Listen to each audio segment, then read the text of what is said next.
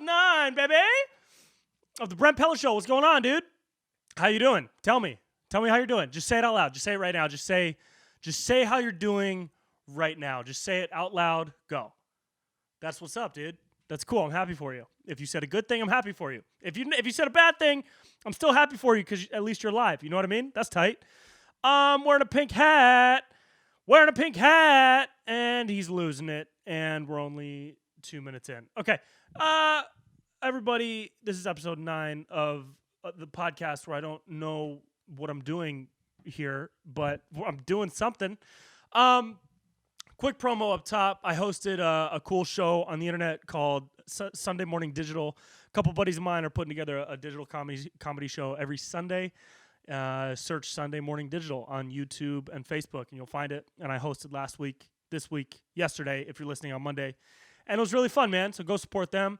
I put out a impression video of Joe Rogan talking to Elon Musk a couple days ago. That was really fun. It was the first time doing Elon. Elon Musk is a hard person to impersonate, dude, because he's just like kind of like he doesn't do anything crazy. You know what I mean? Like Joe talks like a psychopath. Joe Rogan talks about, chimpanzees doing DMT and having sex with fish or whatever. And so it's easy to like hook on to Joe Rogan's thing.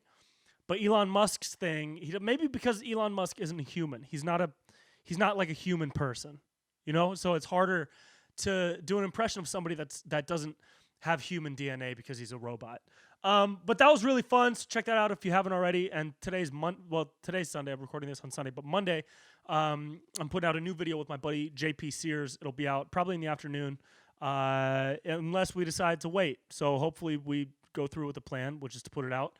And if not, then you're listening to this, and then you're going to go look for it. You're not going to find it. But Monday afternoon, it should be up, unless plans change. Dude, Elon Musk is such a weird dude.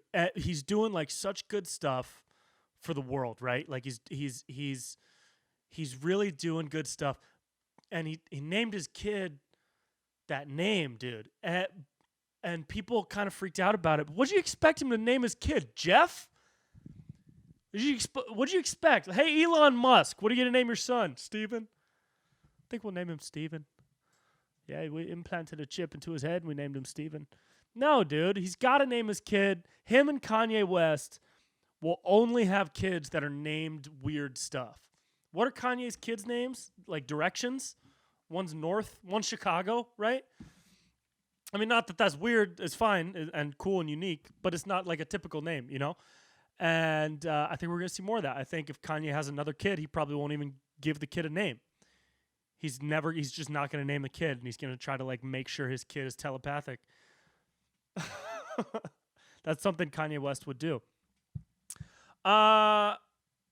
Dude, people keep asking me what's new when I talk to my friends and family, and it's like, dude, nothing's new. I checked out the other side of the futon today. It was a little bit cooler than the side I was on. What'd you do? Nothing's new. Dude, nothing's new. We got to come up with a different phrase, man. Until all this shit is over, we got to come up with a different phrase. Something else. Because nothing's new for anybody. What are you going to ask about? Your sourdough bread? How's the sourdough bread you burned again? We got to find it. We got to figure out a new way of... it's hard because I can tell people want to connect and like be excited about stuff. And so people and you ask what's new, and it's like nothing's new, dude. What's new? I posted on Reddit and I didn't get called, a homophobic slur. That's new. I posted something to Reddit and no one called me the N-word. That's new. Reddit is insane because that happens. Dude, people on Reddit will just throw out like homophobic slurs and derogatory comments on like anything. I started getting more into Reddit in the last like month or two, just because I've been bored. Like during board time, I just cruise Reddit, and I'm most into the basketball card Reddit because I've started getting more into basketball cards because I needed to pick up another hobby besides being outside because that hobby got taken away from me. So I collected sports cards when I was a kid, and I have this massive collection, and so now I'm trying to sell most of them and see which ones I want to keep and maybe give to my kids one day or keep just because I like them. And so I joined the subreddit for basketball cards. And then I joined the subreddit for cooking because your boy's a chef. Your boy's a chef. Your boy cooks. I'm a chef, and I cook. And so I joined the subreddit for cooking. And even in that one, it's like the subreddit called Ask Culinary, where people just ask like culinary related questions. And dude, people will snap on you for like a really simple question. Like one of the questions was like, what's the difference between baking powder and baking soda? And I clicked on it because I don't fucking know. You know? Do you know? I don't know. I didn't know.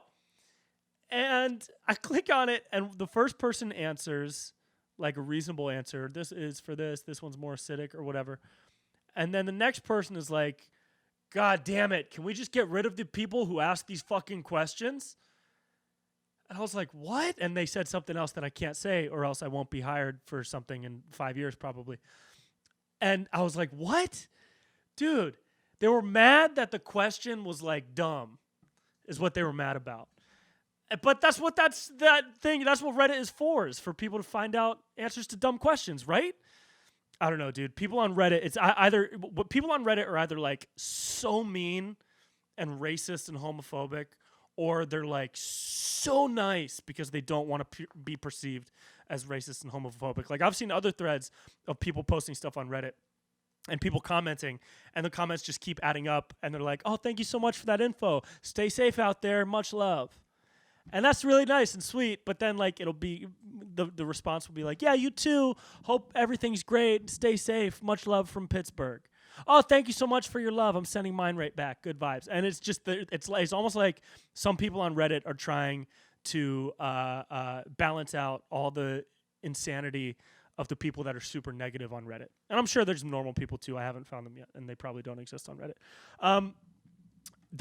My other favorite place on Reddit is the conspiracy theory subreddit. That's a little crazy, though. You have to be careful if you're going to go on the conspiracy theory subreddit. I highly encourage you to go on the conspiracy theory subreddit at least once a week and read through. But just be careful that you don't get sucked in, all right? Because that's a place where people can post their own theories, right? And I was reading this dude's theory, and it was about how, like, it was believable, and I was like kind of into it for the first like couple paragraphs, because he was talking about how, you know, people with love are the only ones who can like advance forward, and the people you see that people really hate are the people who spew like negativity into the world, even if they're famous and successful, like they're not well loved, and it's because this and this and this. And I was like, oh yeah, I dig that, dude. I'm a loving being, you know. I like to love. I love to love. I love to love. And I kept reading, and then he started getting into how the New World Order is slowly starting to lower the world's population, but the New World Order aren't the people that are in charge. It's the reptilians that are controlling them. It's the reptilians that are controlling the New World Order people that are controlling us. And I was like, oh. And but I couldn't stop reading. I kept reading. I had to keep reading, and I had to read about how lizard people are emerging from the subterranean depths of the earth to enslave humankind. But we have this other planet of exohumans who are made of light, and they live amongst us in a different dimension, and they're trying to help us battle the reptilians so that we can gain control of our world. Guys, it's a tough quarantine, all right? It's a tough... When you find yourself digging through a reptilian person conspiracy on Reddit at 4 a.m. on a Wednesday, you know rock bottom is a stone's throw away. It's real close. So if you're going to go on to conspiracy theory subreddit, just be careful. All right, and don't believe everything, obviously. But it's fun. It's entertaining. It's a fun place. It's an interesting place. Some of the stuff that they post is pretty interesting. I don't know. I don't know, dude. It's hard. You know what I mean? I don't think. You know what this quarantine has taught me above everything is I would not be able to make it in prison. There's no way. There's no way I'll make it in prison, dude. I will never commit a crime after experiencing this quarantine. I can't even make it in my 2-bedroom apartment. How am I going to... How am I going to make it in prison? How am I going to do that? I've been trading paper towels with my roommate for currency. We've been exchanging paper towels for toothpaste because we can't leave, dude. She's like, yo, what do you want for that last White Claw in the fridge? Let me get 2 paper towels. I'll give you 1 3/4. All right. Then we're dealing paper towels, dude. I would never make it in prison. I never would. Here's something. Here's something. Okay. Here's the thing, guys. All right. This is for anybody, if you've been rocking with me for a while, and I assume a couple people have. I heard, so you guys know that I do a lot of impressions, and doing impressions of people, it's been really fun, and it's honestly never something I thought I would do, because I was always really bad at them when I was first starting to perform, and I was starting to write, and I was starting to do improv and sketch. I never thought I was very good. And then I did the Eminem one, and that was really fun, and I was like, oh, maybe I can be good. And so I kept trying, and I kept trying to get better. And now I think I'm not awful. I think I'm not awful at doing impressions. And so you might have seen me do The Rock, right? And that was really fun. I did The Rock. Here's a story behind The Rock impression. I did it the first time I ever did it. I didn't use any of the footage because I thought I did it so poorly. The second time I did it, I only used footage from one of the scenes that I wrote because I thought all the other ones were so bad. And then the third time I did it, I thought I really nailed it. And each time I did it, I spent $150 on the bald cap, and I had to pay someone $150. So that's $300 every time I do a rock shoot. And whenever I did them at the gym, I would have to rent out the gym. And he wanted $100. Was it 100 or 150? He wanted like $150 for 1 hour of time. And it was the only gym that I could find. I went 0 for 14. I drove all around LA looking for gyms. Dude, this is what went into the Rock videos, all right? So I really fucking hope you guys liked him. I liked him, and that's all that matters. And my mom liked him. That's what really matters. And so I would pay like $450 every time. And I did like 5 or 6 of these over the course of the past year. And I would have to save up to do them, and I would go broke doing them. And I liked a lot of them. I have a ton of footage that I didn't use because I didn't think I did the impression well. And every time I did it, I would write out lines because I thought that's what would work best on social media, is just like a montage of him saying lines, because that's what he does. And I feel pretty confident that I kind of nailed his style of social media in those impressions. So I always thought that the Rock impressions were an homage, an homage, homage, homage, homage, homage, homage, homage, homage. I always thought the Rock impressions were a homage to him because I love him. The guy's awesome. He's the most positive, influential person that I know of, and he's also super successful and came from like nothing. So I really look up to that. He's got a great work ethic, super positive dude. So I always wanted him to see it because I thought he would dig it. And apparently, I heard from a little birdie that the videos made it to his social media team. I don't know if they made it to him, but I do know that the social media team for The Rock, because everybody has their own team, right? When you get to that level, they all saw the videos, and they... I don't even know if I'm allowed to say this, dude. Why wouldn't I be? I'm not going to out anyone. Word got back to me that the social media team for The Rock really enjoyed the videos and thought that they were funny, but think that they are a threat to his authenticity, so they cannot support or repost or share the videos anywhere. They think they're a threat to the brand. That's what I was told by a little birdie. Okay? Now, that was super disappointing because it's like, hey, I get it. You got to sell Under Armour shirts. You only made $3.6 billion in the past 3 years. You need to triple those numbers. You know? Let's see how much The Rock made. How much does The Rock make on Under Armour per year? Jamie, pull that shit up. Oh, okay, yeah, I'll pull it up right now. In 2013, that's a long time ago. This says $40 million a year with his deals for Ford and Under Armour. And that is just some random website. whatever. He's got a net worth of over $200 million. That's for sure. Now, dude, if your brand is being authentic, then why wouldn't you want to repost something that shows you have a sense of humility about yourself? You know what I mean?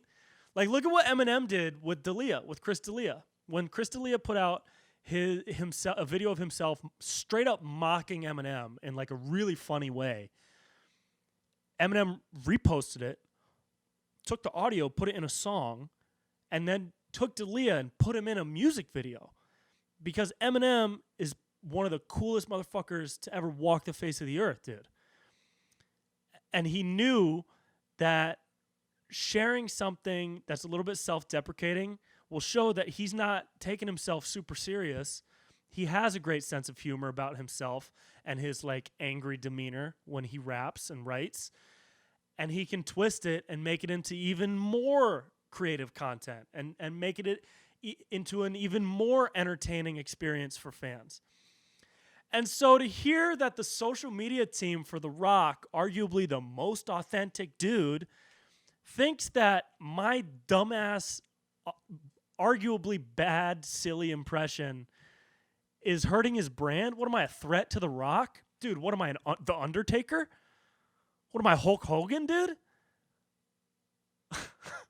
I get it. I don't agree with it. If anyone's watching from the Under Armour team, hey guys, relax, dude. You know what I mean? I was told you think it's funny. That's really cool. I was told they like it and there's no ill will or anything. And I don't wish them any, obviously, because I love The Rock and I always will. But like, dude, if the brand is that you're authentic and you're humble and you're a man of the people. He's the people's champ, right? The people's elbow. He's the people's champ. You're a man of the people. How do you not see something like this as an opportunity to show that you have the best sense of humor? You know what I mean? And yeah, I'm biased because him reposting it or sharing it would be like the biggest career thing that's ever happened for me. But that I think, though, still, you take that bias away, and I'm still on the side of it's a better opportunity for you to share it with people and provide more entertainment for the fans and show another side of yourself than, like, do your best to not let it get out and don't do anything to share or support that specific piece of content. And I'm talking about the most recent 2 impression videos I did of him. But it's all good, dude. You think it's funny? That's great. I appreciate it. I don't know if he's seen it. Dwayne, if you've seen it, let me know, dude. Send me a text. Send me, hit my beeper. That's all on that. I just think it would be better of people in those high up positions to show a better sense of humility the way Eminem did. That was fucking awesome, dude. When he gave D'Elia so much shine, dude, that was so cool.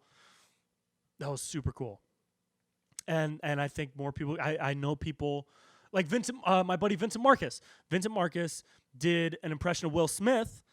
What was it? It was Will Smith singing something. I don't know, doing a beatbox or something. It's on Instagram. Go check out Vincent Marcus's Instagram. And Will Smith reshared it. And that was super dope too, dude. And that's so cool. So I just think it's really cool when people do that. And I thought that The Rock would be one of those people, but he is surrounded by a team that makes sure that his brand and his image is specifically tailored for a lot of reasons I don't know and don't want to speculate on. One of them was for sure so that you can make the most money possible, because that's what everybody wants to do. And I thought that this would be a great opportunity to help that. And they don't, and that's all good, dude. And we move on with our lives. I have one more Rock video, but I'm not going to put it out because there's no point. Maybe like years in the future I'll put it out. Or I'll just show it to him on the sly if I ever meet him one day. And would definitely show him that. Maybe he has seen it and he just doesn't like it. And what I heard, the person who told me that the social media team has seen it, maybe they were just like being nice when they told this person. you know, because this is all hearsay. It's all hearsay, dude. Don't believe everything, dude. You know what I mean? Take everything with a grain of salt when it comes to this stuff. Hollywood's weird, dude. Hollywood is all about the money.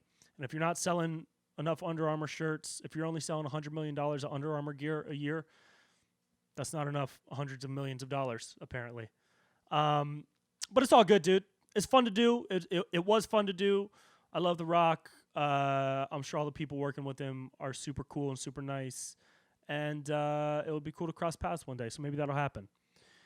Until then, we will continue to love The Rock. Bro, did you guys see the Michael Jordan documentary again? This is going to be the hot topic of conversation for me for the next 2 weeks, because next week is the finale.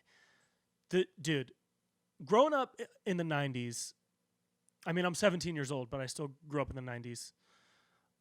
I was a fan of Michael Jordan the way my sister was a fan of Justin Bieber when she was like 6 or 7. Like, she didn't really, like, when you're that age, watching him win championships, you don't know what talent is.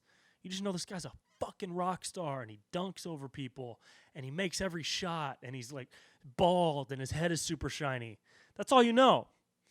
And that's all I knew. And so I loved the dude when I was a kid, but I didn't have a real appreciation for him the way I did with Kobe when Kobe was coming up in the 2000s and I was starting to hit junior high and high school. And I got to see Kobe's rise. But then I really got to see LeBron's rise, which was cool. So I'll be able to say I saw LeBron from point A to point Z, dude, throughout his whole career. But I didn't get that with Jordan, because I even when in 98, I was in like, what, second grade?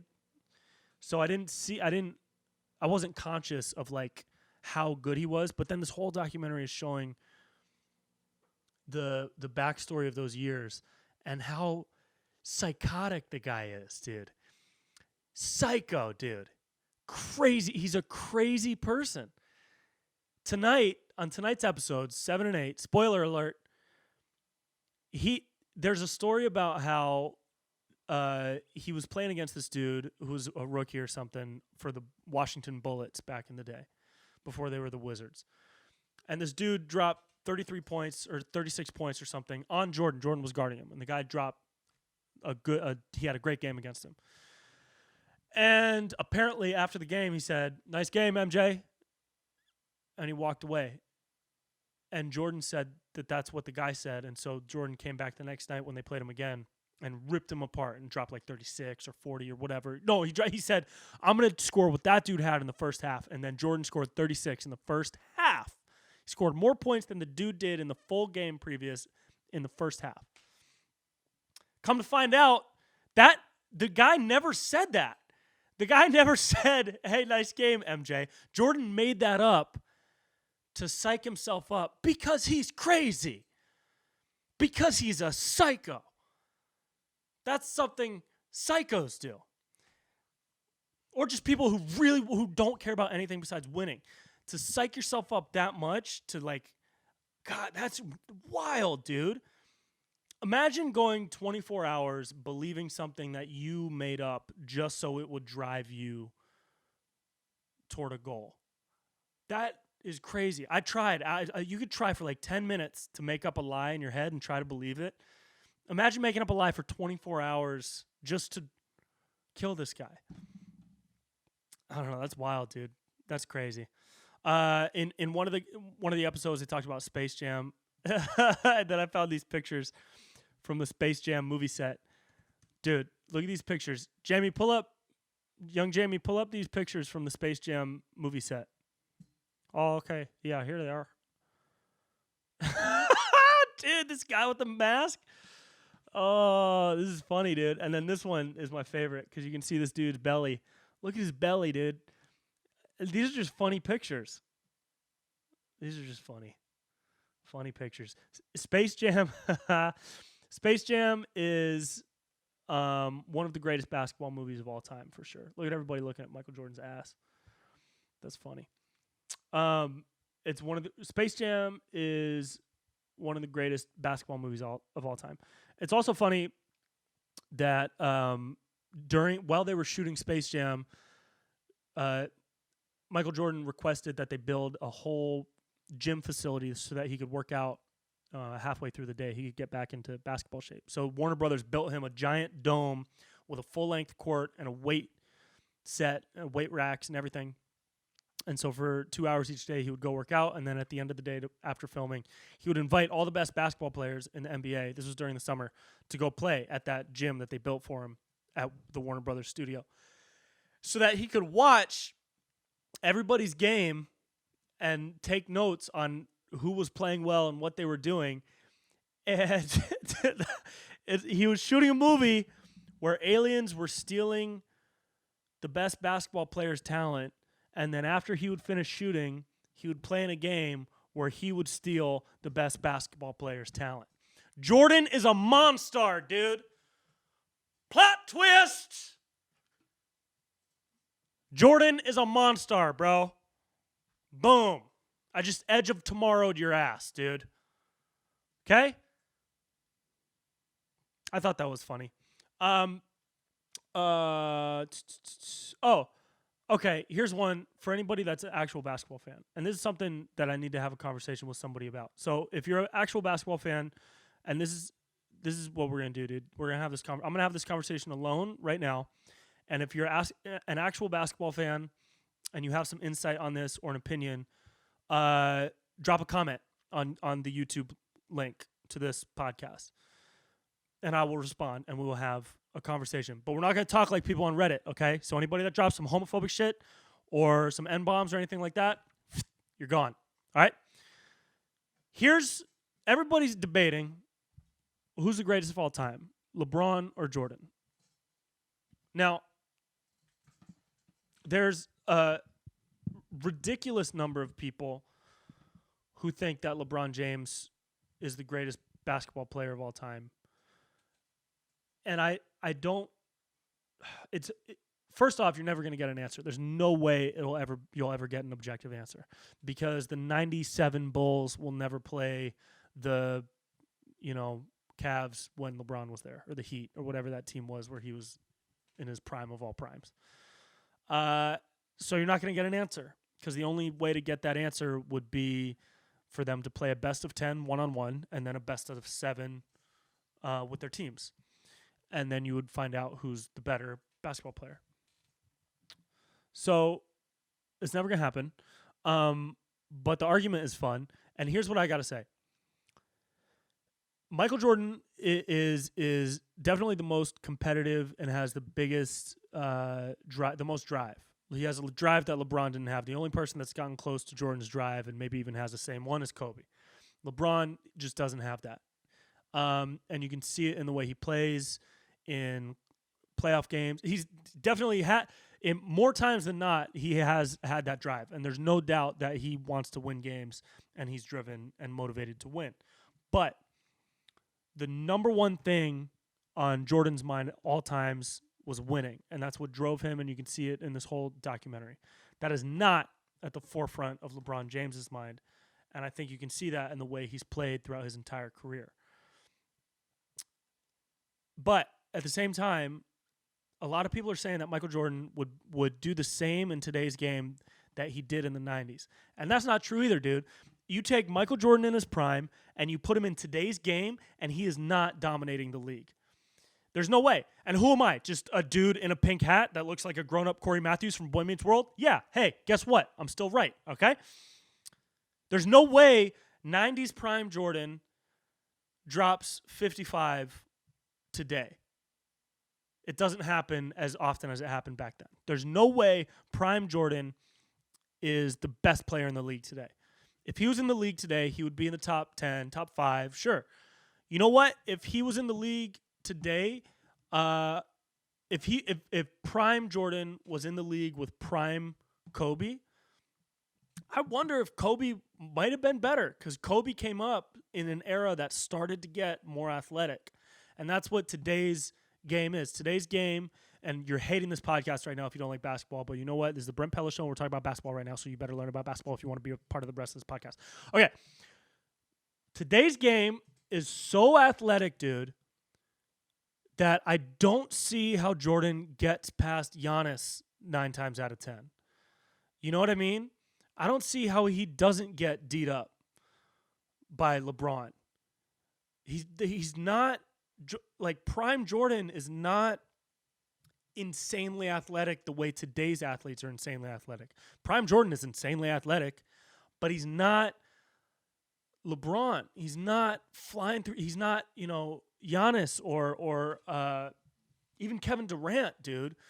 I think Kevin Durant would probably be a better scorer in today's game. A prime KD would be a better scorer in today's game than a prime Jordan, because prime KD has more tools and is more athletic and can do more things than prime Jordan. It's just a different game, and that's why that comparison will never be fair, is because you're comparing two completely different things. Dude, if you take me right now and put me in the 1970s, I'm playing in the NBA. Right now. I'm playing in the NBA right now. And you know what? A lot of people are, okay?